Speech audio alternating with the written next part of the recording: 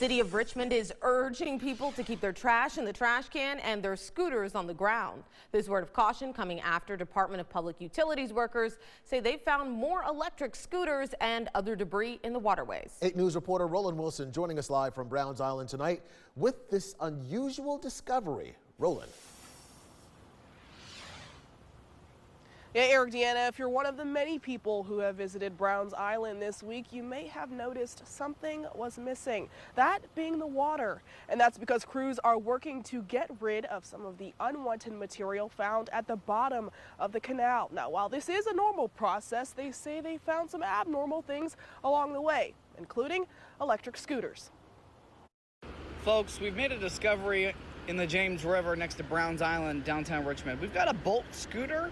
This cell phone video capturing what some Richmonders say they're seeing far too often: electric scooters in Richmond waterways. I was like, I've been here before and there's always scooters in the water, so like, let me show you.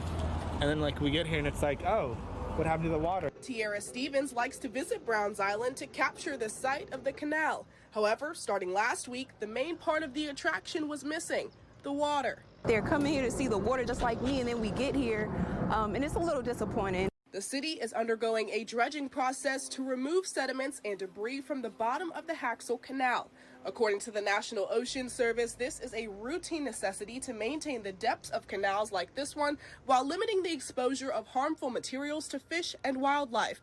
But in the process, city workers not only found trash and debris, but electric scooters, something Jonathan Moat says could be dangerous. Although it might seem funny to throw them in the river, it does have an environmental impact. The concern stems from the batteries that power the scooters. Once the chemicals start leaching into the water, it's very harmful to aquatic life. According to studies compiled by the National Library of Medicine, less than 1% of toxic metal found in the lithium-ion batteries in scooters were detected in waters where the batteries had been submerged for more than a year. But the studies conclude, nonetheless, rapid removal of batteries dumped by vandals into rivers and lakes from the surface waters is advised because no sealing can hold forever. The Department of Public Utilities tells me they are continuing to encourage citizens to dispose of trash and debris properly and not in waterways, something Moat and Stevens agree with. Don't throw scooters in the water, please. That would be nice. Dang, y'all need to stop throwing scooters in the water.